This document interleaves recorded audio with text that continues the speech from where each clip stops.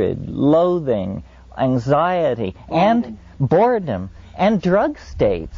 You know, two scotches and an Irish coffee, all of this stuff. But what I'm interested in is this very specific thing that seems to me so transcendental and peculiar. It isn't a mirror to self.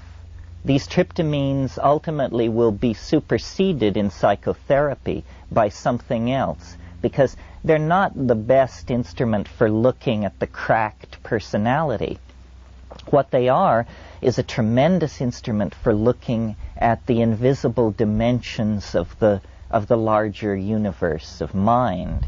That's what they are for. So I think you should be through your stuff before you come to this.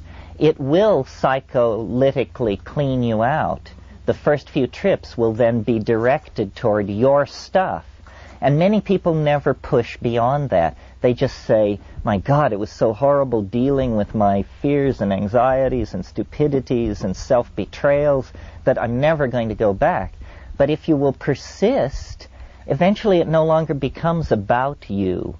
You become the small figure in the foreground of a vast and unfolding cosmic drama, not a personal drama. And that's the shamanic perspective. And every shaman must go through this shedding of personal identity to then reach an accommodation with it. That's why when I encounter the mind behind the plant, what I always say to it is, show yourself, reveal yourself. Let me see as much of you as I can stand. Don't tailor it for me. Don't kowtow to my needs. Push me to the limit. Let me see as much of your quintessence as I can imbibe without overflowing. Well, we'll talk more about this afternoon. Thank you very much. Good. Dealt with? Yeah. Yeah, you suggest that shamanism is like the way to get man into a harmony with earth and sort of back to nature sort of thing. Are there other ways, and if there are, do they have any commonalities? Well, I guess shamanism is what has been focused in on as the overarching metaphor, because all of these potential responses seem to lead somehow in that direction. I mean, the concept of shamans spans the notion in the modern usage from manager to poet. So it's a pretty broadly based concept. It's exalting a superior form of planning, which we could use some of at this point here.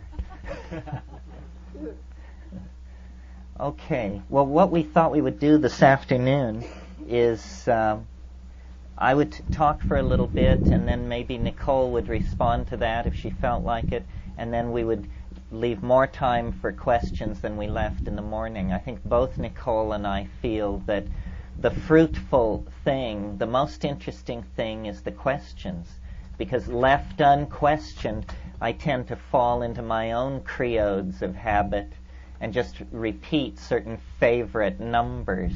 But if you want to jog it in some different direction or cast it in a different light, then the question thing is good for that. The subject matter of this weekend is Amazonian shamanism, specifically named in the title. And I think this gives us permission to talk more about some of the details of shamanism in the Amazonian situation than we might in a weekend that was devoted to the planetary crisis generally, or some of the broader cosmic themes that I sometimes deal with. But I think one thing that is a common thread from the cosmic view to the particularized sensitivity to what is happening in the Amazon is the content as we can describe it of what these shamans are experiencing. Can we build a common language about this other dimension? And if we can, what does this common language begin to look like? So I thought this afternoon I would just remind you of some of the old metaphors for this alternative dimension, the beta matrix, the other realm, and then some possible new wrinkles on it. And I'm speaking now particularly of the intensified states that are associated with this shamanic complex of plants based on tryptamine. So it's a worldwide phenomenon. DMT is rarely distributed in any plant in sufficient quantity that it can trigger an unambiguous intoxication without somehow being concentrated.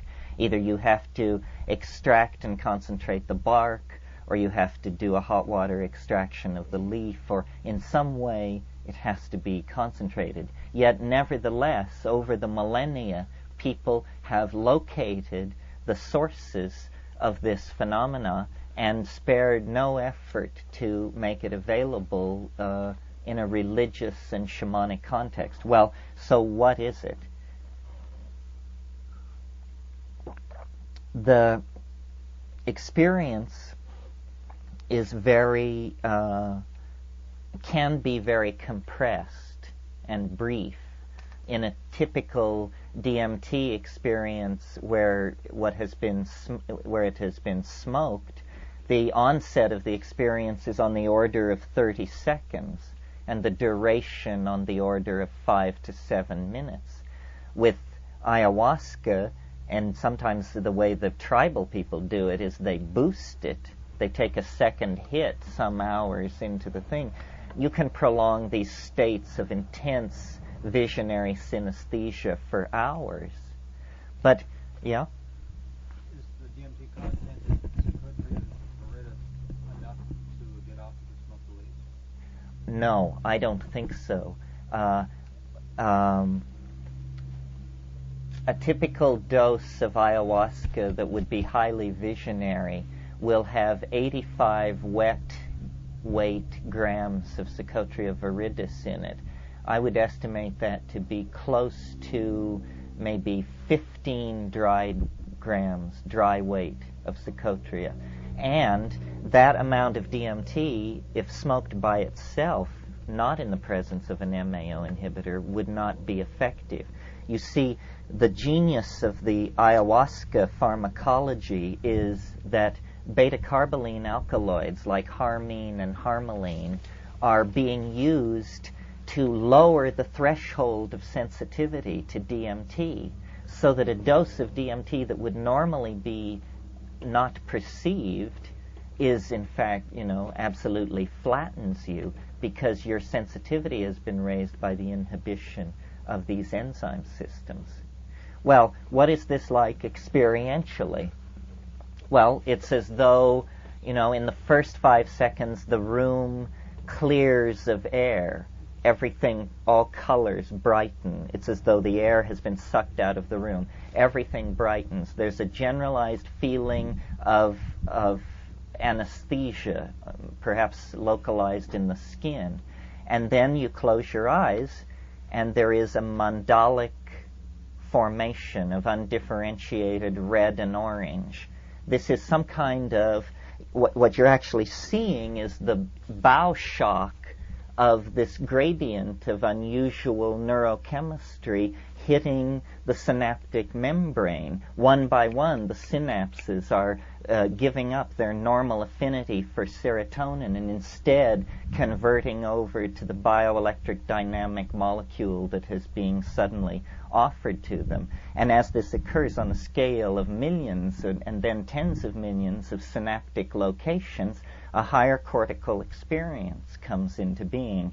There is a sound like the compression of a cellophane wrapper, a kind of crackling sound, and then a penetration into this alternative reality, some kind of